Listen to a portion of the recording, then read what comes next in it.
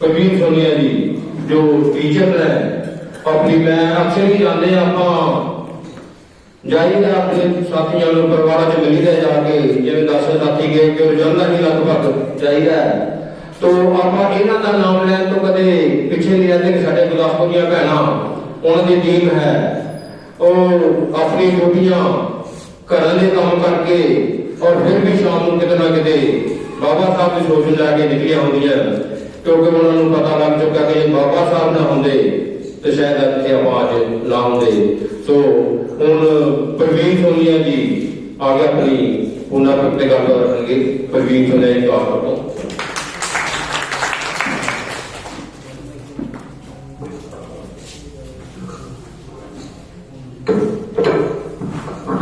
बहुत बहुत धन्यवाद सर। ऐसा माइक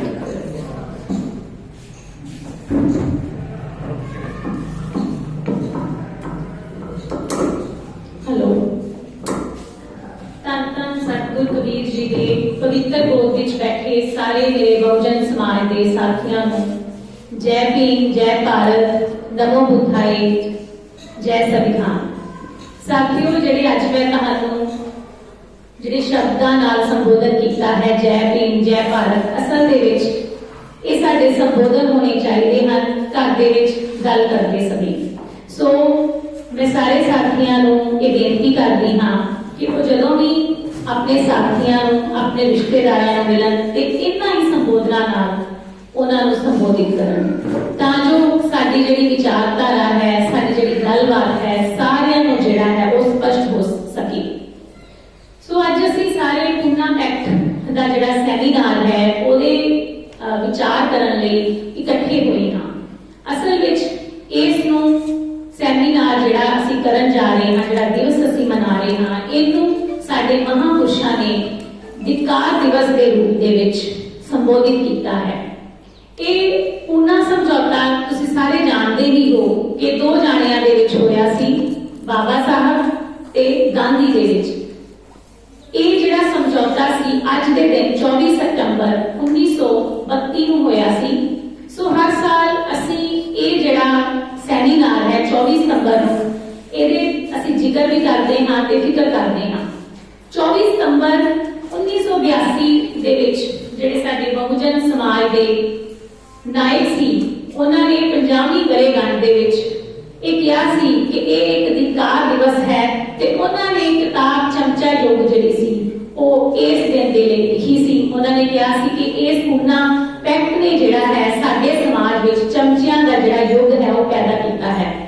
ਸੋ ਚਰਚਾ ਜਿਹੜੀ ਅਸੀਂ ਅੱਜ ਕਰ ਰਹੇ ਹਾਂ ਇਹ ਹੁਣ ਜਿਹੜੀ ਚਰਚਾ ਹੈ ਸਾਡੇ ਜਿਹੜਾ ਪੈਕਟ ਸੀ ਇਹ ਸਾਡੇ ਵਿਰੁੱਧ ਸੀ। ਸੋ ਅਸੀਂ ਹੁਣ ਇਹਦੇ ਤੋਂ ਬਚਣਾ ਕਿਵੇਂ ਹੈ, ਸਾਡਾ ਬਚਾਅ ਕਿਵੇਂ ਹੋਣਾ ਹੈ, ਅਸੀਂ ਇਸ ਬਾਰੇ ਵੀ ਅੱਜ ਗੱਲਬਾਤ ਕਰਾਂਗੇ। ਅੱਜ ਦੇ ਸੈਮੀਨਾਰ ਦਾ ਮੰਤਵ ਕੀ ਹੈ? ਤੁਸੀਂ ਸਾਰੇ ਸਾਥੀ ਖਾਸ ਕਰਕੇ ਮੇਰੀਆਂ ਭੈਣਾਂ ਜਿਹੜੀਆਂ ਨੇ ਬਹੁਤ ਆਪਣਾ ਅਨਮੁੱਲਾ ਸਮਾਂ ਕੱਢ ਕੇ ਇੱਥੇ ਆਈਆਂ ਨੇ। ਇੱਕ ਤੇ ਇਹਦਾ ਮੰਤਵ ਅਸੀਂ ਸਾਰੇ ਜਾਣਦੇ ਹਾਂ ਕਿ ਅਸੀਂ ਸਹੀ ਜਾਣਕਾਰੀ ਇੱਥੋਂ ਪ੍ਰਾਪਤ ਕਰਕੇ ਜਾਵਾਂਗੇ ਤੇ ਵਾਸਤਵਿਕ ਜਾਣਕਾਰੀ ਲੈ ਕੇ ਜਾਵਾਂਗੇ।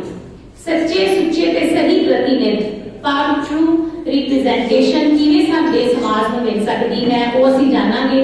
गुलाम दलाल ते चमचियां ने जो साडे पुरखियां दा जिहड़ा इतिहास सी वो जिहड़ा देश व्यापी अंदोलन सी उहनूं फेल कीता, असीं उस नूं पुनर जीवन किवें कर सकदे हां इस बारे असीं गल करांगे।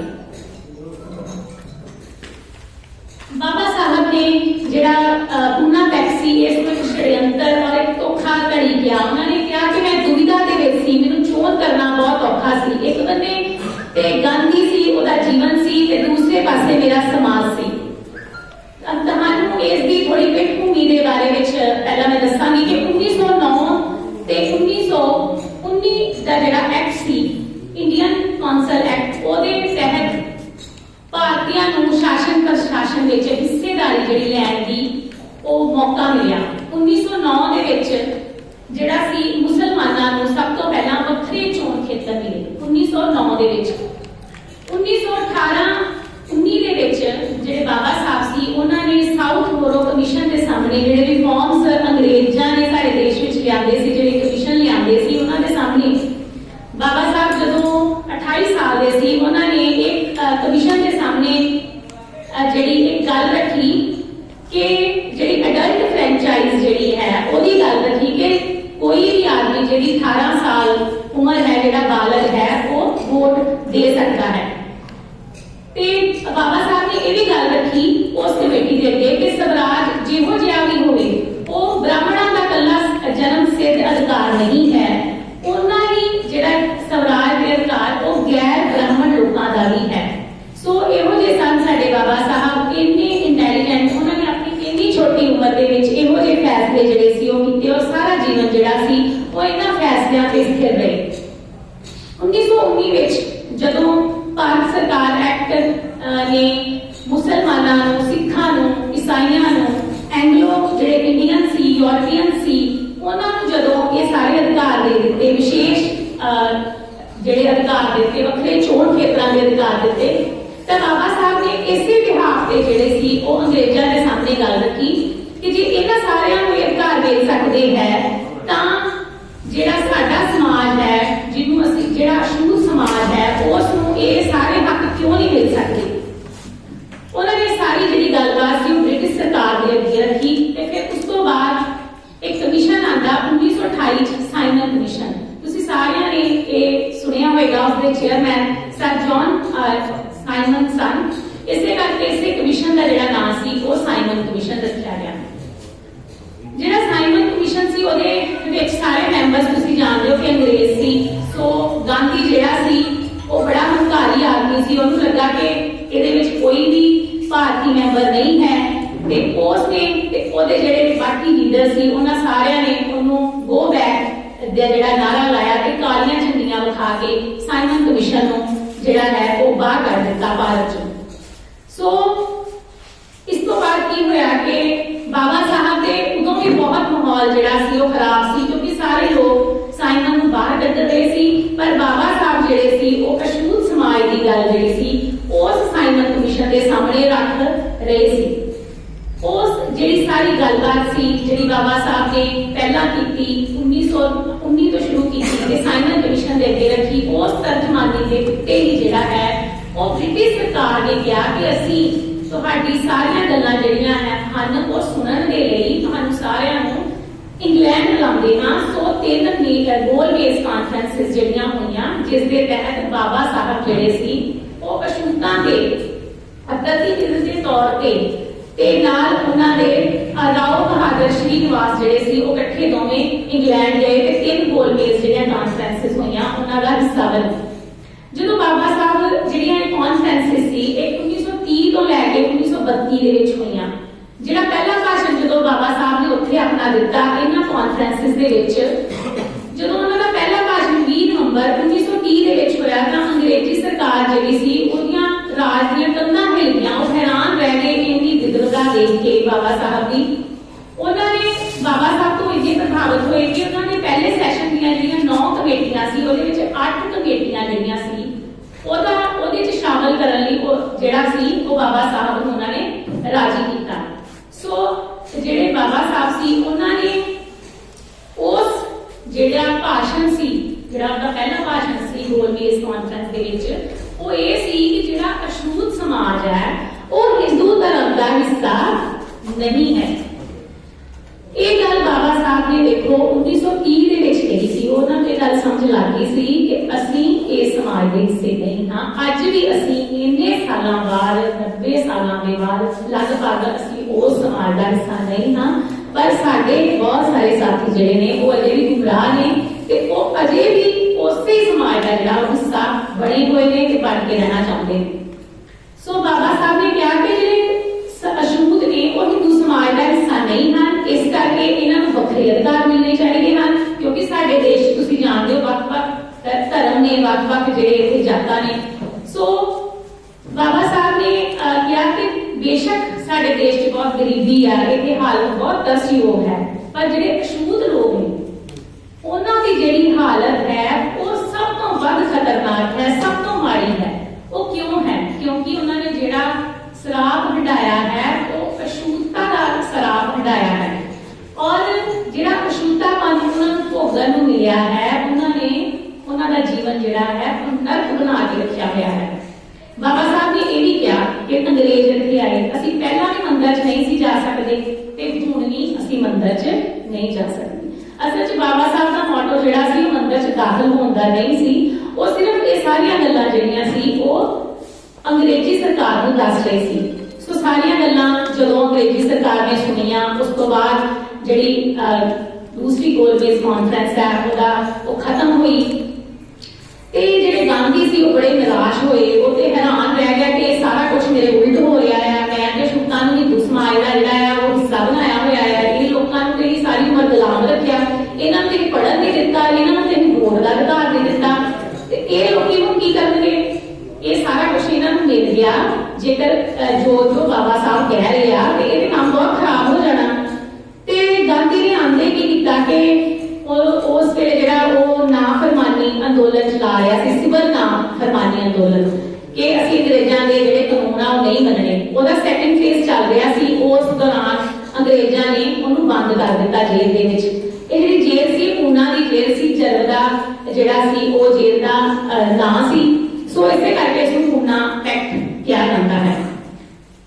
ਗਾਂਧੀ ਜਿਹੜਾ ਸੀ ਉਹ ਬਹੁਤ ਡਰ ਗਿਆ ਸੀ। ਉਹਨੂੰ ਤੇ ਸਮਝ ਲੱਗ ਗਈ ਸੀ ਕਿ ਜੇ ਬਾਬਾ ਸਾਹਿਬ ਦੀ ਗੱਲ ਪੂਰੀ ਹੋ ਗਈ ਤੇ ਮੇਰਾ ਤੇ ਸਾਰਾ ਜਿਹੜਾ ਬਣਿਆ ਬਣਾਇਆ ਖੇਲ ਆ ਉਹ ਖਤਮ ਹੋ ਜਾਣਾ। ਸੋ ਜਦੋਂ ਉਹ ਜੇਲ੍ਹ ਦੇ ਵਿੱਚ ਸੀ, ਉਸੇ ਦੌਰਾਨ ਜਿਹੜੇ ਬ੍ਰਿਟਿਸ਼ ਪ੍ਰਧਾਨ ਮੰਤਰੀ ਸੀ ਰੈਮਸੇ ਮੈਕਡੋਨਲਡ, ਉਹਨਾਂ ਨੇ 17 ਅਗਸਤ 1932 ਨੂੰ ਜਿਹੜਾ ਸੀ ਉਹ ਕਮਿਊਨਲ ਅਵਾਰਡ ਭਾਵ ਸੰਪਰਦਾਇਕ ਨਿਰਣੇ ਜਿਹੜਾ ਸੀ ਉਹ ਘੋਸ਼ਿਤ ਕਰ ਦਿੱਤਾ ਡਬਲ ਵੋਟ ਦੇ ਨਾਲ। ਜਿਹੜਾ ਸਾਨੂੰ ਕਮਿਊਨਲ ਅਵਾਰਡ ਮਿਲਿਆ ਉਹ ਡਬਲ ਵੋਟ ਦੇ ਨਾਲ ਮਿਲਿਆ। ਹੁਣ ਮੈਂ ਤੁਹਾਨੂੰ ਥੋੜਾ ਜਿਹਾ ਡਬਲ ਵੋਟ ਦੇ ਬਾਰੇ ਦੱਸਾਂਗੀ ਕਿ ਜਿੱਥੇ ਵੀ ਕੋਈ ਸਾਡਾ ਅਛੂਤ ਪ੍ਰਤੀਨਿਧ ਖੜਾ ਹੁੰਦਾ ਸਾਡੇ ਰਿਜ਼ਰਵ ਹਲਕੇ ਦੇ ਵਿੱਚ, ਉੱਥੇ ਜਿਹੜੀ ਵੋਟ ਹੁੰਦੀ ਹੈ ਉਸ ਨੂੰ ਅਛੂਤ ਸਮਾਜ ਦੇ ਲੋਕ ਹੀ ਪਾ ਸਕਣਗੇ। ਜਿਹੜੀ ਡਬਲ ਵੋਟ ਸੀ, ਜੇ ਉੱਥੇ ਅਛੂਤ ਸਮਾਜ ਦਾ ਕੋਈ ਪ੍ਰਤੀਨਿਧੀ ਖੜਾ ਹੁੰਦਾ ਹੈ ਤੇ ਉਹਨੂੰ ਅਛੂਤ ਸਮਾਜ ਦੇ ਲੋਕ ਵੋਟ ਪਾਣਗੇ, ਦੂਜੇ ਸਮਾਜ ਦੇ ਲੋਕ ਵੋਟ ਨਹੀਂ ਪਾ ਸਕਣਗੇ।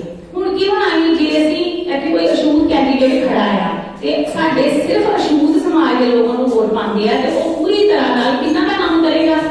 ਅਛੂਤ ਸਮਾਜ ਵਾਲਿਆਂ ਦਾ ਹੀ ਕੰਮ ਕਰੇਗਾ ਤੇ ਉਹ ਉਹਨਾਂ ਦਾ ਪੂਰੀ ਤਰ੍ਹਾਂ ਨਾਲ ਜਵਾਬਦੇਹ ਵੀ ਹੋਏਗਾ। ਉਹਨਾਂ ਦੇ ਪ੍ਰਤੀਨਿਧ ਕਿਉਂਕਿ ਉਹਨੇ ਹੋਣਾ ਹੈ। ਸੋ ਇਹ ਜਿਹੜੇ ਪ੍ਰਤੀਨਿਧ ਹੋਣੇ ਸੀ ਡਬਲ ਵੋਟ ਦੇ ਨਾਲ, ਉਹ ਕਦੀ ਵੀ ਵਿਕਣੇ ਨਹੀਂ ਸੀ ਤੇ ਉਹਨਾਂ ਨੇ ਪੂਰੀ ਤਰ੍ਹਾਂ ਨਾਲ ਸਾਡੀ ਗੱਲ ਕਰਨੀ ਸੀ। ਅੱਜ ਕੀ ਹੋ ਰਿਹਾ? ਕੋਈ ਵੀ ਤੁਸੀਂ ਮੈਨੂੰ ਦੱਸੋ, ਕੋਈ ਮਿਨਿਸਟਰ ਕੋਈ ਐਮਐਲਏ ਸਾਡੀ ਗੱਲ ਕਰਦਾ ਹੈ? ਕਦੀ ਗੱਲ ਨਹੀਂ ਕਰਦਾ। ਅਸੀਂ ਤੇ ਇੱਕ ਬਦਲੀ ਵੀ ਕਰਾਣੀ ਹੋਏ ਤੇ ਕੋਈ ਹੋਰ ਬੰਦਾ ਲੱਭਦੇ ਆ ਤੇ ਉਹਨੂੰ ਲੈ ਕੇ ਜਾਂਦੇ ਆ। ਸਾਡੇ ਸਮਾਜ ਦੇ ਲੋਕਾਂ ਕੋਲੋਂ ਕਿਉਂ ਨਹੀਂ ਇਸ ਤਰ੍ਹਾਂ ਹੋ ਸਕਿਆ? ਇੱਕ ਗੱਲ ਮੈਂ ਹੋਰ ਕਰਨੀ ਚਾਹਾਂਗੀ ਕਿ ਜਿਸ ਤਰ੍ਹਾਂ ਕਿ ਆਮ ਹੀ ਕਹਿੰਦੇ ਆ ਕਿ ਸਾਡੇ ਦੇਸ਼ ਦਾ ਕੁਝ ਨਹੀਂ ਹੋ ਸਕਦਾ। ਇਹ ਬਹੁਤ ਸਾਰੇ ਘਰਾਂ ਦੇ ਵਿੱਚ ਇਹ ਗੱਲ ਜਿਹੜੀ ਹੈ ਕਹੀ ਜਾਂਦੀ ਹੈ। ਜਦੋਂ ਇਹ ਗੱਲ ਹੁੰਦੀ ਹੈ ਤੇ ਮੈਂ ਇਹ ਗੱਲ ਨੂੰ ਕਦੀ ਵੀ ਨਹੀਂ ਮਹਿਸੂਸ ਕਰਦੀ ਕਿ ਇਹ ਕੰਮ ਬਦਲਾਅ ਨਹੀਂ ਹੋ ਸਕਦਾ।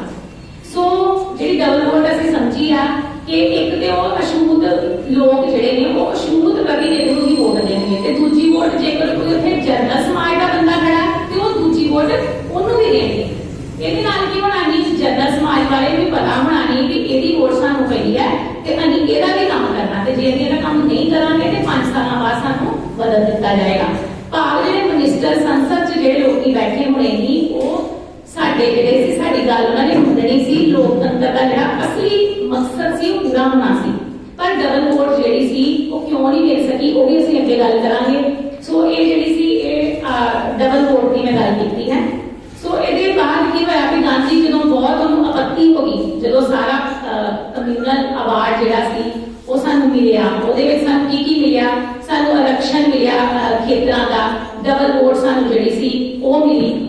ਤੇ ਸੋ ਇਹ ਸਾਰੀਆਂ ਜਿਹੜੀਆਂ ਗੱਲਾਂ ਸੀ ਇਹਦੇ ਕਰਕੇ ਗਾਂਧੀ ਨੇ ਕੀ ਕੀਤਾ ਕਿ ਉਹਨੇ ਜਦੋਂ ਉਧਰ ਐਲਾਨ ਹੋ ਜਾਂਦਾ ਹੈ 17 ਅਗਸਤ 1932 ਨੂੰ ਕਮਿਊਨਲ ਅਵਾਰਡ ਦਾ, ਤੇ ਗਾਂਧੀ ਮਰਨ ਵਰਤ ਤੇ ਬੈਠ ਜਾਂਦਾ। ਉਹ ਕਹਿੰਦਾ ਕਿ ਮੈਂ ਮਰਨ ਵਰਤ ਰੱਖ ਲਾਂਗਾ ਪਰ ਜਿਹੜਾ ਅਛੂਤ ਸਮਾਜ ਆ ਮੈਂ ਵੀ ਇਹਨਾਂ ਦਾ ਪੂਰਾ ਰਾਖਾ ਆ।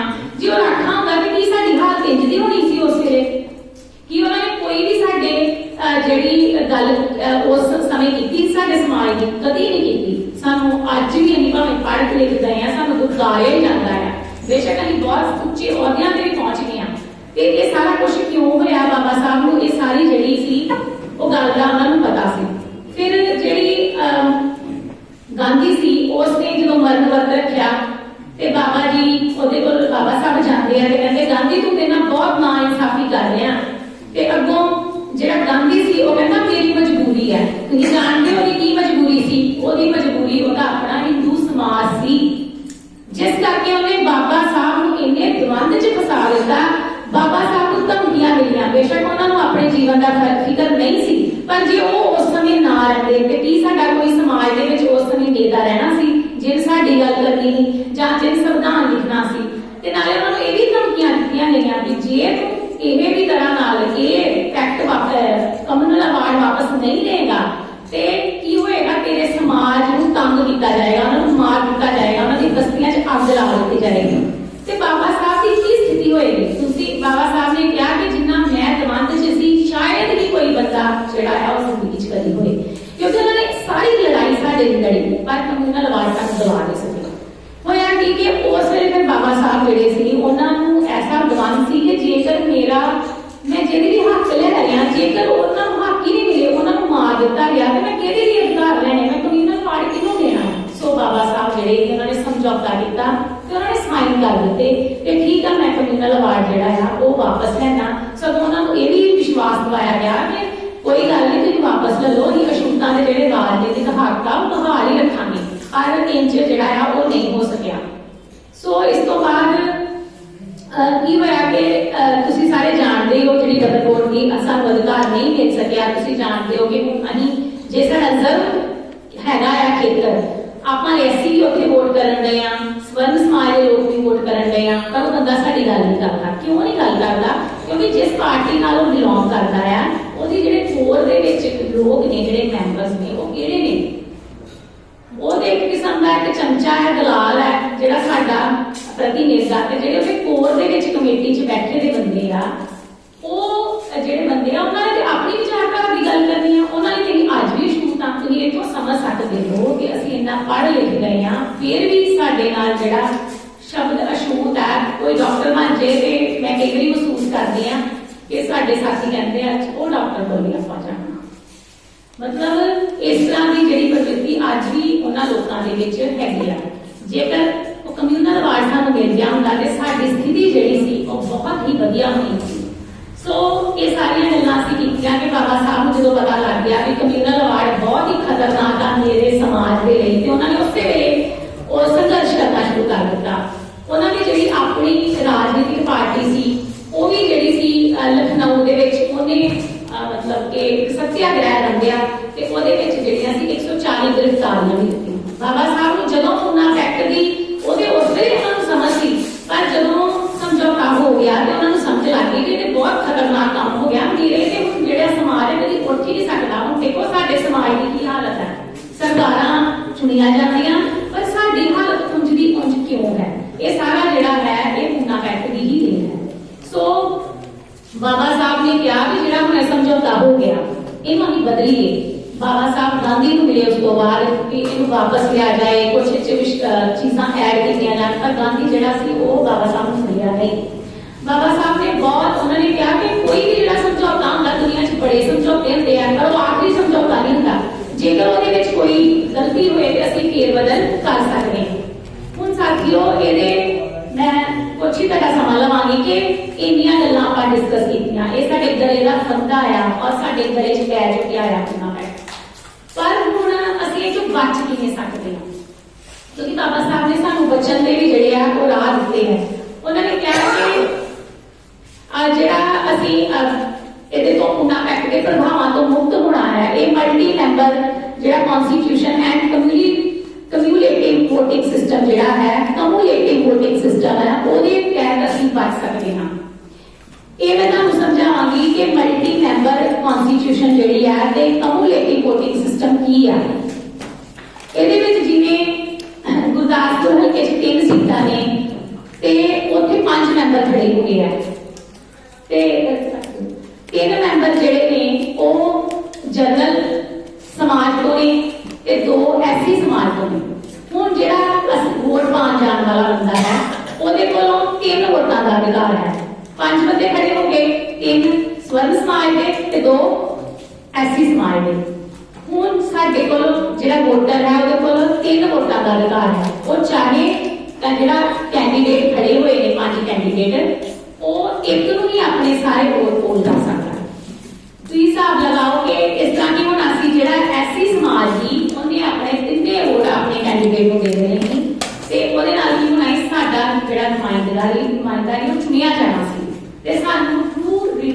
रिप्रजेंटेशन जी सी वो मिलनी सी।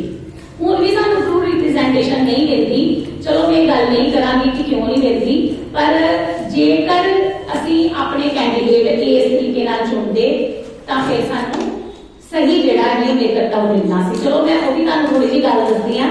जिस तरह कोई 100 वोटां जिहड़ियां पैणीਆਂ ने कि एक वोट तो एक बंदा 40 वोटां ते जितदा है ते 100 वोटां ने कोई 30 ते जित गया, कोई 20 ते कोई 10 ते, पर जिहड़ा 40 ते पूरा टॉप ते जितया, बाकियां नूं किसी नूं 30 वोट मिली है, किसी नूं 20, किसी नूं 10, पर जिहनूं 40 मिली आ वो भी साडा असल च किन्नियां वोटां ते हारिया, 60 वोटां ते वो हारिया, वो भी ट्रू रिप्रजेंटेशन नहीं आ। सो एक ਜਿਹੜੀ ਇਹ ਤੁਹਾਨੂੰ ਦੱਸੀ ਹੈ ਕਿ ਇੱਕ ਬੰਦੇ ਨੂੰ 3 ਵੋਟਾਂ ਦਾ ਅਧਿਕਾਰ ਹੁੰਦਾ ਜੇਕਰ ਇਹ ਸੁਧਾਰ ਜਿਹੜੇ ਬਾਬਾ ਸਾਹਿਬ ਨੇ ਦਿੱਤੇ। ਉਹਨਾਂ ਨੇ ਕਿਹਾ ਕਿ ਜੇਕਰ ਪੂਨਾ ਪੈਕਟ ਕਮਿਊਨਲ ਅਵਾਰਡ ਨਹੀਂ ਸਥਾਪਿਤ ਹੋ ਸਕਿਆ ਤੇ ਪੂਨਾ ਪੈਕਟ ਵਿੱਚ ਇਹ ਸੁਧਾਰ ਹੋਣੇ ਚਾਹੀਦੇ ਨੇ। ਫਿਰ ਉਹਨਾਂ ਨੇ ਇੱਕ ਡਿਵਾਈਡਿੰਗ ਵੋਟਿੰਗ ਦੀ ਜਿਹੜੀ ਸੀ ਉਹ ਦਿੱਤੀ। ਉਹਨਾਂ ਨੇ ਕਿਹਾ ਕਿ ਜਿਹੜਾ ਇੱਕ ਮੈਂਬਰ ਆ ਉਸ ਕੋਲ 3 ਵੋਟਾਂ ਦਾ ਅਧਿਕਾਰ ਤੇ ਹੈਗਾ ਆ, ਪਰ ਤਿੰਨੇ ਵੋਟ ਇੱਕ ਬੰਦੇ ਨੂੰ ਪੋਲ ਨਹੀਂ ਕਰ ਸਕਦਾ। मतलब पहली ਜਿਹੜਾ ਸੀ ਉਹਦੇ ਚ ਇੱਕ ਬੰਦੇ ਨੂੰ ਆਪਾਂ 3 ਵੋਟ ਦੇ ਸਕਦੇ ਸੀ ਤੇ ਉਹ ਬੰਦਾ ਜਿਹੜਾ ਸੀ ਉਹ ਪੱਕਾ ਹੀ ਸਾਡਾ ਜਿਹੜਾ ਸੀ ਕੈਂਡੀਡੇਟ ਚੁਣਿਆ ਜਾਣਾ ਸੀ। ਆਪਣੇ ਅਸੀਂ ਸਾਡੇ ਸਮਾਜ ਦਾ ਖੜਾ ਹੁੰਦਾ ਤੇ ਅਸੀਂ ਉਹਨੂੰ ਵੋਟ ਕਰਦੇ। ਸੋ ਜਿਹੜੀ ਇਹ ਡਿਵਾਈਡਿੰਗ ਵੋਟਿੰਗ ਸੀ ਇਹਦੇ ਵਿੱਚ ਜਿਹੜਾ ਵੋਟਰ ਸੀ ਉਹਨੇ ਇੱਕ ਵੋਟ ਹੀ ਜਿਹੜਾ ਹੈ ਉਹ ਪੋਲ ਕਰ ਸਕਦਾ ਸੀ, 2 ਭਾਵੇਂ ਉਹ ਆਪਣੇ ਵੇਸਟ ਕਰ ਦਿੰਦਾ। ਇਹਦੇ ਵਿੱਚ ਇਹ ਪ੍ਰੋਵੀਜ਼ਨ ਸੀ। ਸੋ ਇਹ ਵੀ ਜਿਹੜੀ ਸੀ ਸਾਡੇ ਹੱਕ ਦੇ ਵਿੱਚ ਸੀ। ਇਸ ਤੋਂ ਇਲਾਵਾ ਜਿਹੜੇ ਹੋਰ ਦਿੱਤੇ ਗਏ ਨੇ ਕਿ ਕੀ ਹੱਲ ਹੋ ਸਕਦੇ ਨੇ ਇਸ ਤੋਂ ਇਲਾਵਾ ਬ੍ਰੌਡ ਬੇਸਡ ਰਾਜਨੀਤੀ ਜਿਹੜੀ ਆ ਉਹ ਹੋਣੀ ਚਾਹੀਦੀ ਹੈ। ਬ੍ਰੌਡ ਬੇਸ ਦੇ ਵਿੱਚ ਰਾਜਨੀਤੀ ਚ ਕੀ ਆ, ਬਾਬਾ ਸਾਹਿਬ ਨੇ ਕਿਹਾ ਕਿ ਸਾਨੂੰ ਸਿਰਫ ਉਹਨਾਂ ਨੇ ਆਪਣਾ ਮੈਨੀਫੈਸਟੋ ਦਿੱਤਾ ਜਿਹੜਾ ਉਹਨਾਂ ਦੀ ਰਾਜਨੀਤਿਕ ਪਾਰਟੀ ਸੀ। ਉਹਨਾਂ ਨੇ ਕਿਹਾ ਕਿ ਜਿਹੜਾ ਸਾਡਾ ਮੈਨੀਫੈਸਟੋ ਹੈ ਇਹਦੇ ਵਿੱਚ ਸਿਰਫ ਐਸਸੀਆਂ ਦੀ ਗੱਲ ਨਹੀਂ ਹੋਣੀ ਚਾਹੀਦੀ, SC ST OBC ਦੀ ਗੱਲ ਜਿਹੜੀ ਆ ਸਿੱਖਿਆ ਤੇ ਰੁਜ਼ਗਾਰ ਦੇ ਉਹਨਾਂ ਦੀ ਵੀ ਹੋਣੀ ਚਾਹੀਦੀ ਹੈ। ਤੇ ਜਿਹੜੀ ਜਾਤ ਪਾਤ ਦਾ ਵਖਰੇਵਾਂ ਆ ਨਾ OBC ਚ ਤੇ ਐਸੀ ਸਮਾਜ ਉਹ ਘੱਟ ਹੋਣਾ ਚਾਹੀਦਾ ਦਰਾਰ। ਤੁਸੀਂ ਦੇਖੋ ਅੱਜ ਇੱਥੇ ਜਿੰਨੇ ਵੀ ਸਾਡੇ ਸਾਥੀ ਆਏ ਆ ਮੈਨੂੰ ਲੱਗਦਾ ਹੈ ਐਸੀ ਸਮਾਜ ਦੇ ਹੋਣਗੇ, OBC ਦੇ ਬਹੁਤ ਘੱਟ ਸਾਥੀ ਸਾਡੇ ਨਾਲ ਚੱਲਦੇ ਨੇ। ਸੋ ਉਹਨਾਂ ਨੇ ਇਹ ਬਦਲਾਅ ਕਰਨ ਲਈ ਕਿਹਾ ਸੀ ਤੇ ਸਾਨੂੰ ਇਹ ਬਦਲਾਅ ਜਿਹੜੇ ਨੇ ਉਹ ਕਰਨੇ ਵੀ ਪੈਣੇ ਆ, ਨਹੀਂ ਤੇ ਅਸੀਂ ਸਿਰਫ ਇਹ ਸੈਮੀਨਾਰਸ ਜੋਗੇ ਰਹਿ ਜਾਵਾਂਗੇ ਜੇ ਅਸੀਂ ਉਸ ਗੱਲ ਦੇ ਬਦਲਾਅ ਤੇ ਨਾ ਪਹੁੰਚੇ ਤੇ। ਫਿਰ ਉਹਨਾਂ ਨੇ ਕਿਹਾ ਕਿ ਸਮਾਜਿਕ ਧਰੁਵੀਕਰਨ ਤੇ ਜ਼ੋਰ ਦੇਣਾ ਚਾਹੀਦਾ ਹੈ। ਜੇਕਰ ਜਿਹੜੀ ਸ਼ੋਸ਼ਿਤ ਕਲਾਸ ਹੈ, ਹੁਣ ਅਸੀਂ ਇੱਥੇ ਜਿੰਨੇ ਵੀ ਲੋਕ ਆ ਅਸੀਂ ਸਾਡਾ ਵੱਖਰਾ ਸਮਾਜਿਕ ਜਿਹੜਾ ਵਰਤਾਰਾ ਹੈ, ਕੋਈ ਅਸੀਂ ਕਿਤੇ ਜਾਂਦੇ ਆ, ਕੋਈ ਕਿਤੇ ਜਾਂਦੇ ਆ, ਅਸੀਂ ਇੱਕ ਸਾਡਾ ਧਾਰਮਿਕ ਥਾਂ ਤੇ ਵੀ ਅਸੀਂ ਇੱਕ ਨਹੀਂ ਜਾਂਦੇ ਤੇ ਇਸ ਕਰਕੇ ਉਹਨਾਂ ਨੇ ਕਿਹਾ ਹੈ ਕਿ ਸਮਾਜਿਕ ਜਿਹੜਾ ਧਰੁਵੀਕਰਨ ਹੋਣਾ ਚਾਹੀਦਾ। ਭਾਵ ਜਿਹੜੀ ਉਹਨਾਂ ਦੀ ਵਿਚਾਰਧਾਰਾ ਆ ਉਹ ਫੂਲੇ ਅੰਬੇਡਕਰਵਾਦੀ ਵਿਚਾਰਧਾਰਾ ਹੋਣੀ ਚਾਹੀਦੀ ਹੈ। ਸਾਡੇ ਸਾਰੇ ਸਾਥੀਆਂ ਅਸੀਂ ਇਹਦੇ ਜਿੰਨੇ ਵੀ ਚਲੋ ਬੈਠੇ ਹਾਂ ਇਹਨੂੰ ਮੰਨ ਲਈਏ ਸਾਡੀ ਵਿਚਾਰਧਾਰਾ ਜੇ ਤੇ ਸਾਰੇ SC ST ਤੇ OBC ਨੇ, ਸਾਡੀ ਕੀ ਹੋਣੀ ਚਾਹੀਦੀ ਹੈ ਇੱਕ ਵਿਚਾਰਧਾਰਾ। ਇਹ ਨਾ ਹੋਵੇ ਕਿ ਇੱਕ ਜਣਾ ਕਿਸੇ ਹੋਰ ਬੰਨੇ ਜਾਣ ਡਿਆ, ਦੂਸਰਾ ਬੰਦਾ ਕਿਸੇ ਬੰਨੇ ਹੋਰ ਜਾਣ ਡਿਆ। ਤੁਸੀਂ ਦੇਖੋ ਦੂਜੇ ਸਮਾਜਾਂ ਦੇ ਲੋਕ ਜਿਹੜੇ ਨੇ ਉਹਨਾਂ ਦੇ ਸਮਾਜਾਂ ਚੋਂ ਦੂਜੇ ਸਮਾਜਾਂ ਚੋਂ ਲੋਕੀ ਨਿਕਲ ਜਾਂਦੇ ਆ ਤੇ ਸਾਡੇ ਸਮਾਜ 'ਚ ਆਪਣੇ ਸਮਾਜ ਦੇ ਲੋਕ ਨਹੀਂ ਹੁੰਦੇ। ਇਸ ਕਰਕੇ ਸਮਾਜਿਕ ਧਰੁਵੀਕਰਨ ਤੇ ਤੁਹਾਨੂੰ ਸਾਰਿਆਂ ਨੂੰ ਸੋਚਣਾ ਚਾਹੀਦਾ ਹੈ ਕਿ ਕਿਵੇਂ ਜਿਹੜਾ ਆ ਇਹ ਵਖਰੇਵਾਂ ਮਟੇਣਾ ਆ ਤੇ ਫਿਰ ਇਹ ਗੱਲ ਬਣਨੀ ਹੈ। ਉਸ ਤੋਂ ਬਾਅਦ ਜਿਹੜੀ ਬਾਬਾ ਸਾਹਿਬ ਨੇ ਆਪਣੇ ਜਿਹੜੀ ਰਾਈਟਿੰਗ ਐਂਡ ਸਪੀਚਸ ਵੋਲਿਊਮ 144 ਸਫੇ 'ਚ ਵੀ ਕਿਹਾ ਹੈ ਕਿ ਰਾਜਨੀਤਿਕ ਕ੍ਰਾਂਤੀਆਂ ਜਿਹੜੀਆਂ ਨੇ ਉਹ ਹਮੇਸ਼ਾ ਹੀ ਸਮਾਜਿਕ ਤੇ ਧਾਰਮਿਕ ਕ੍ਰਾਂਤੀਆਂ ਤੋਂ ਬਾਅਦ ਆਉਂਦੀਆਂ ਹਨ। ਲਾਸਟ ਜਿਹੜਾ ਸਭ ਤੋਂ ਇੰਪੋਰਟੈਂਟ, ਇਹ ਵੀ ਬਹੁਤ ਇੰਪੋਰਟੈਂਟ ਹੈ ਕਿਉਂਕਿ ਬਾਕੀ ਜਿੰਨੇ ਫੈਕਟ ਦੱਸੇ ਆ ਉਹ ਕਾਰਗਰ ਸਿੱਧ ਨਹੀਂ ਹੋਣਗੇ ਜੇਕਰ ਇਹ ਲਾਸਟ ਅਸੀਂ ਨਹੀਂ ਕੰਮ ਕੀਤਾ ਤੇ। ਉਹਨਾਂ ਨੇ ਕਿਹਾ ਕਿ ਸਭ ਤੋਂ ਜ਼ਿਆਦਾ ਕੰਮ ਜਿਹੜਾ ਉਹ ਬੁੱਧੀਜੀਵੀ ਜਿਹੜੇ ਵਰਗ ਆ ਉਹਨਾਂ ਨੂੰ ਵੀ ਕਰਨਾ ਚਾਹੀਦਾ। ਦੇਖੋ ਸਾਡੇ ਘਰਾਂ 'ਚ ਕੀ ਹੁੰਦਾ, ਅਸੀਂ ਅਕਸਰ ਹੀ ਕਹਿੰਦੇ ਆ ਰਾਜਨੀਤੀ ਬਹੁਤ ਗੰਦੀ ਚੀਜ਼ ਆ, ਇਹ ਬਹੁਤ ਗੰਦਾ ਖੇਡ ਆ, ਕਹਿੰਦੇ ਆ ਕਿ ਨਹੀਂ ਕਹਿੰਦੇ। ਇਹ ਸਾਡੀ ਇੱਕ ਵਿਚਾਰਧਾਰਾ, ਇਹ ਪੱਕਾ ਬਣਾ ਲਿਆ ਸਾਡਾ ਤੇ ਕੋਈ ਆਪਾਂ ਪਰ ਉਹਨਾਂ ਨੂੰ ਮਿਲਦੇ ਬਹੁਤ ਰਿਸਪੈਕਟ ਨਾਲ ਉਹਨਾਂ ਭਾਵੇਂ ਕਿਸੇ ਰਿਸ਼ਤੇਦਾਰ ਨੂੰ ਨਾ ਮਿਲੀਏ ਜਿੰਨਾ ਅਸੀਂ ਕਿਸੇ MLA ਮਿਨਿਸਟਰ ਨੂੰ ਮਿਲਦੇ ਆ। ਤੁਹਾਨੂੰ ਪਤਾ ਹੀ ਉਹਨਾਂ ਨੂੰ ਮਿਲਣਾ ਵੀ ਕਿੰਨਾ ਔਖਾ ਤੇ ਸਾਨੂੰ ਚਾਅ ਵੀ ਚੜ ਜਾਂਦਾ ਉਹਨਾਂ ਨੂੰ ਮਿਲਣ ਲਈ। ਪਰ ਅਸੀਂ ਕੀ ਕਹਿੰਦੇ ਆ ਕਿ ਇਹ ਬਹੁਤ ਹੀ ਗੰਦੀ ਰਾਜਨੀਤੀ ਹੈ, ਗੰਦੇ ਬੰਦੇ ਜਾਂਦੇ ਆ। ਇਹ ਧਾਰਨਾ ਜਦੋਂ ਤੱਕ ਅਸੀਂ ਇਹ ਧਾਰਨਾ ਖਤਮ ਨਹੀਂ ਨਾ ਕਰਦੇ ਗੰਦੇ ਬੰਦੇ ਰਾਜਨੀਤੀ ਜਾਣਗੇ, ਚੰਗੇ ਬੰਦੇ ਤੇ ਆਣਗੇ। ਸੋ ਇਹ ਧਾਰਨਾ ਜਿਹੜੀ ਹੈ ਸਭ ਤੋਂ ਪਹਿਲਾਂ ਅੱਜ ਤੋਂ ਬਾਅਦ ਇਹਨੂੰ ਪ੍ਰਣ ਕਰਕੇ ਜਾਓ ਕਿ ਕੋਈ ਵੀ ਸਾਥੀ ਇਹ ਗੱਲ ਨਹੀਂ ਕਹੇਗਾ ਕਿ ਰਾਜਨੀਤੀ ਵਿੱਚ ਗੰਦੇ ਬੰਦੇ ਆਉਂਦੇ। ਜੇ ਤੁਸੀਂ ਜਾਓਗੇ ਕਿ ਚੰਗੇ ਬੰਦੇ ਕਿਵੇਂ ਆਣਗੇ? ठीक है ना। इस करके सब तो पहला जो उपरले स्टैप आ ਉਹ ਤਾਂ ਹੀ ਠੀਕ ਹੋਣਗੇ ਜੀ ਅਸੀਂ ਇਹ ਸਟੈਪ ਮੰਨਾਂਗੇ। ਉਸ ਤੋਂ ਬਾਅਦ ਦੇਖੋ ਜਿੰਨੀ ਵੀ ਜਿਹੜਾ ਅਸੀਂ ਕਿਹਾ ਕਿ ਬੁੱਧੀਜੀਵੀ ਹੋਣੇ ਚਾਹੀਦੇ ਨੇ, ਬੁੱਧੀਜੀਵੀ ਕਿਹੜਾ ਹੋਏ? ਬੁੱਧੀਜੀਵੀ ਤੇ ਉਹੀ ਹੋਣਾ ਜਿਨ੍ਹਾਂ ਨੂੰ ਇਹ ਸਾਰੀਆਂ ਗੱਲਾਂ ਦੀ ਸਮਝ ਆ, ਫੂਲੇ ਅੰਬੇਡਕਰਵਾਦੀ ਵਿਚਾਰਧਾਰਾ ਜਿਹੜੀ, ਤੇ ਉਹ ਸਾਥੀ ਪੂਰੀ ਤਰ੍ਹਾਂ ਇਮਾਨਦਾਰ ਹੋਣਾ ਚਾਹੀਦਾ, ਨਿਰਪੱਖ ਹੋਣਾ ਚਾਹੀਦਾ, ਤੇ ਉਹ ਬਿਲਕੁਲ ਜਿਹੜਾ ਆ ਉਹ ਪ੍ਰਗਿਆਵਾਨ ਹੋਣਾ ਚਾਹੀਦਾ, ਇਮਾਨਦਾਰ ਤੇ ਸੁਤੰਤਰ ਹੋਣਾ ਚਾਹੀਦਾ। ਨਿਰਪੱਖ ਕਿ ਉਹ ਕਿਤੇ ਵੀ ਕਿਸੇ ਵੀ ਸਮਾਜ ਦੇ ਲੋਕ ਨਾਲ ਕਿਸੇ ਨਾਲ ਧੱਕਾ ਹੋਵੇ ਉਹਨੂੰ ਖੜਾ ਹੋਵੇ ਉੱਥੇ। ਸਾਡੇ ਲੋਕੀ ਤੇ ਕਿਸੇ ਰਿਸ਼ਤੇਦਾਰ ਚ ਗੱਲ ਹੋ ਜਾਏ ਤੇ ਉਹ ਕਹਿੰਦੇ ਨਹੀਂ ਆ ਗੱਲ ਨਹੀਂ ਕਰਨੀ ਹੈਗੀ, ਪਤਾ ਨਹੀਂ ਰਿਸ਼ਤੇਦਾਰੀ ਵਿਗੜ ਜਾਣੀ ਆ, ਮਤਲਬ ਸੱਚ ਬੋਲਣ ਤੋਂ ਇੰਨਾ ਡਰਦੇ ਆ ਕਿਉਂਕਿ ਅਸੀਂ ਕੁਝ ਗੱਲਾਂ ਆਪੇ ਬਣਾ ਲਈਆਂ ਨੇ। ਸੋ ਇਹ ਸਾਰੀਆਂ ਗੱਲਾਂ ਜਿਸ ਤਰ੍ਹਾਂ ਮੈਂ ਤੁਹਾਨੂੰ ਕਿਹਾ ਹੈ, ਜਿਸ ਤਰ੍ਹਾਂ ਮੇਰੇ ਸਾਹਮਣੇ ਕੋਈ ਕਹਿੰਦਾ ਕਿ ਰਾਜਨੀਤੀ ਬਹੁਤ ਗੰਦੀ ਹੈ ਤੇ ਸੁਧਰ ਨਹੀਂ ਸਕਦਾ ਕੋਈ ਵੀ, ਇੱਥੇ ਨਹੀਂ ਮੈਡਮ ਸੁਧਾਰ ਹੋ ਸਕਦਾ, ਮੈਂ ਕਦੀ ਇਹ ਗੱਲ ਨਹੀਂ ਮੰਨੀ। ਮੈਨੂੰ ਹਮੇਸ਼ਾ ਇੱਕ ਆਸ ਰਹਿੰਦੀ ਆ ਕਿ ਜ਼ਰੂਰ ਸੁਧਾਰ ਜਿਹੜਾ ਉਹ ਹੋਏਗਾ ਤੇ ਕੋਈ ਸਾਡੇ ਵਰਗਾ ਬੰਦਾ ਹੀ ਜਿਹੜਾ ਉਹ ਆ ਕੇ ਸੁਧਾਰ ਕਰੇਗਾ।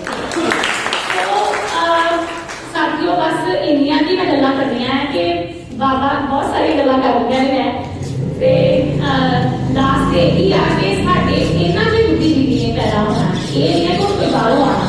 ਤੁਹਾਨੂੰ ਉਹਨਾਂ ਤੱਕ ਥੋੜਾ ਜਿਹਾ ਸਮਝਿਆ ਹੋਵੇਗਾ ਬਾਕੀ ਸਾਥੀਆਂ ਕੋਲੋਂ ਵੀ। ਮੈਂ ਅਜੇ ਕੋਈ ਮੈਨੂੰ ਇਹਦੀ ਬਹੁਤੀ ਜਾਣਕਾਰੀ ਨਹੀਂ ਹੈ, ਜਿੰਨੀ ਕਿ ਮੈਨੂੰ ਜਾਣਕਾਰੀ ਸੀ ਮੈਂ ਤੁਹਾਡੇ ਨਾਲ ਉਹ ਸ਼ੇਅਰ ਕੀਤੀ ਹੈ, ਜਿੰਨਾ ਮੈਂ ਪੜ੍ਹਿਆ ਸੁਣਿਆ। ਤੇ ਜਿਹੜਾ ਬੁੱਧੀਜੀਵੀ ਵਰਗ ਆ ਉਹ ਇਹਦੇ 'ਚ ਪੈਦਾ ਹੋਣਾ, ਤੇ ਇਹਦੇ ਚੋਂ ਹੀ ਬੁੱਧੀਜੀਵੀ ਜਿਹੜੇ ਨੇ ਉਹਨਾਂ ਨੇ ਆਪਣੀ ਵਿਚਾਰਧਾਰਾ ਜਿਹੜੀ ਆ ਉਹ ਕਿੱਥੇ ਲੈ ਕੇ ਜਾਣੀ, ਆਪਣੇ ਪਰਿਵਾਰਾਂ 'ਚ। ਦੇਖੋ ਕੋਈ ਵੀ ਨਾ ਤੁਹਾਡੀ ਗੱਲ ਮੰਨਦਾ, ਹੋ ਸਕਦਾ ਤੁਹਾਡੇ ਪਰਿਵਾਰ ਤੁਹਾਡੀ ਗੱਲ ਨਾ ਮੰਨਣ, ਤੁਸੀਂ ਕਿਸੇ ਨਾ ਕਿਸੇ ਨੂੰ ਜ਼ਰੂਰ ਆਪਣੀ ਜਿਹੜੀ ਵਿਚਾਰਧਾਰਾ ਉਹ ਦੱਸ ਕੇ ਜਾਣੀ ਹੈ ਦੁਨੀਆ 'ਚ ਜਾਣ ਤੋਂ ਪਹਿਲਾਂ।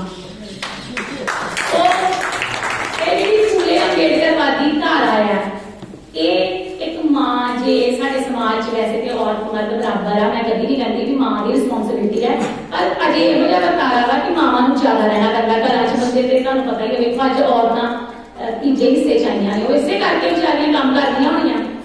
ਤੇ ਸੋ ਔਰਤਾਂ ਦਾ ਫਰਜ਼ ਆ ਆਪਣਾ ਬੱਚਾ ਜੇ ਛੋਟਾ ਆ ਤੇ ਸਮਝ ਇਹਦੇ ਚੰਗੀ ਗੱਲ, ਜੇ ਨਹੀਂ ਸਮਝੇ ਤੇ ਕਿਸੇ ਗੁਆਂਢ ਦੇ ਬੱਚੇ ਨੂੰ ਸਮਝਾਓ, ਕਿਸੇ ਰਿਸ਼ਤੇਦਾਰ ਦੇ ਬੱਚੇ ਨੂੰ ਸਮਝਾਓ, ਪਰ ਉਹਨੂੰ ਸਮਝਾਓ ਕਿ ਇਹ ਦੇਸ਼ ਦਾ ਸ਼ਾਸਨ ਜਿਹੜਾ ਹੈ ਉਹ ਬਦਲ ਸਕਦਾ ਵਾ।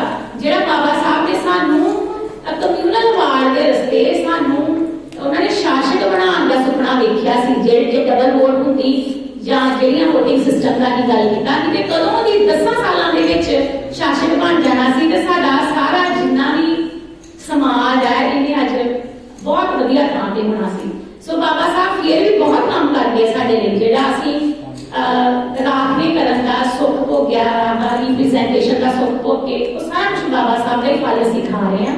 ਸੋ ਸਾਥੀਓ ਇੱਥੋਂ ਅੱਜ ਅਸੀਂ ਨਾ ਇਹ ਪ੍ਰਣ ਕਰਕੇ ਜਾਣਾ ਆ ਕਿ ਪੂਨਾ ਪੈਕਟ ਜਿੰਨਾ ਕੁ ਸਮਝ ਆ ਗਿਆ ਠੀਕ ਹੈ, ਪਰ ਇੱਥੋਂ ਆਪਾਂ ਨਾ ਇੱਕ ਕਲਾਸ ਬਣ ਕੇ ਜਾਣਾ, ਇੰਟੈਲੀਜੈਂਸ ਕਲਾਸ ਬਣ ਕੇ ਜਾਣਾ। ਤੇ ਉਹ ਕਿਵੇਂ ਬਣਾਉਂਦੇ ਆਪਾਂ? ਉਹ ਹੀ ਫੂਲੇ ਅੰਬੇਡਕਰਵਾਦੀ ਜਿਹੜੀ ਵਿਚਾਰਧਾਰਾ ਉਹਨੂੰ ਜਾਣ ਕੇ, ਤੇ ਉਹ ਜਾਣਨਾ ਤੁਸੀਂ ਘਰ ਬੈਠ ਕੇ ਨਹੀਂ ਜਾਣ ਸਕਦੇ, ਉਹਦੇ ਲਈ ਤੁਹਾਨੂੰ ਮਿਸ਼ਨ ਦੇ ਨਾਲ ਜੁੜਨਾ ਪਏਗਾ, ਉਹਦੀ ਵਿਚਾਰਧਾਰਾ ਨੂੰ ਜਿਹੜਾ ਹੈ ਉਹ ਸੁਣਨਾ ਤੇ ਸਮਝਣਾ ਪਏਗਾ। ਵੈਸੇ ਮੈਂ ਇੱਥੋਂ ਕੋਈ ਵੀ ਗੱਲ ਕਿਸੇ ਦੀ ਕਰਨੀ ਨਹੀਂ ਚਾਹਦੀ, ਪਰ ਹੁਣ ਦੇਖੋ ਆ ਪਿੱਛੇ ਜੀ ਆ ਜਿਹੜਾ ਹੁਣ ਗਣਪਤੀ ਵਿਸਰਜਨ ਹੋ ਰਿਹਾ, ਹਰ ਘਰ ਦੇ ਵਿੱਚ ਹੋ ਰਿਹਾ। ਦੇਖੋ ਕੱਲ ਅਸੀਂ ਬਾਬਾ ਸਾਹਿਬ ਦਾ ਸੰਕਲਪ ਦਿਵਸ ਜਿਹੜਾ ਹੈ ਪਰਸੋਂ ਮਨਾਇਆ ਵਾ, ਕਿੰਨੇ ਕੁ ਸਾਡੇ ਘਰਾਂ ਦੇ ਵਿੱਚ ਉਹਨਾਂ ਦੇ ਦੀਵੇ ਜਗੇ ਆ ਜਾਂ ਉਹਨਾਂ ਦਾ ਜਨਮ ਦਿਨ ਤੇ। ਇਹ ਸਾਰਾ ਸਾਨੂੰ ਪਰਿਵਰਤਨ ਜਿਹੜਾ ਹੈ ਉਹ ਕੌਣ ਕਰੇਗਾ? ਬੁੱਧੀਜੀਵੀ ਵਰਗ। ਸੋ ਸਾਨੂੰ ਇਹ ਕੰਮ ਕਰਨਾ ਪੈਣਾ, ਕਿਸੇ ਹੋਰ ਨੇ ਨਹੀਂ ਕਰਨਾ। ਜਿੰਨੇ ਇੱਥੇ ਸਾਥੀ ਆ ਇਹ ਇਥੋਂ ਪ੍ਰਣ ਕਰਦੇ ਜਾਣ। ਤੇ ਇੱਕ ਜਿਹੜੀ ਮੈਂ ਸ਼ੁਰੂ 'ਚ ਬੇਨਤੀ ਕੀਤੀ ਸੀ ਕਿ ਜਿਹੜੇ ਅਸੀਂ ਨਾਰੇ ਲਾਏ ਆ, ਅਸੀਂ ਕਿਸੇ ਨੂੰ ਵੀ ਨਮਸਤੇ, ਗੁੱਡ ਮਾਰਨਿੰਗ ਕੁਛ ਨਾ ਕਹੀਏ, ਅਸੀਂ ਜੈ ਭੀਮ ਨਮੋ ਬੁੱਧਾਏ ਕਹੀਏ। ਮੈਂ ਵੀ ਗਵਰਨਮੈਂਟ ਜੌਬ ਕਰਦੀ ਆ, ਮੈਂ ਵੀ ਸਾਰੇ ਸਾਥੀਆਂ ਨੂੰ ਨਮੋ ਬੁੱਧਾਏ ਕਹਿੰਦੀ ਆ। ਦੇਖੋ ਜੇ ਅਸੀਂ ਦੂਜੇ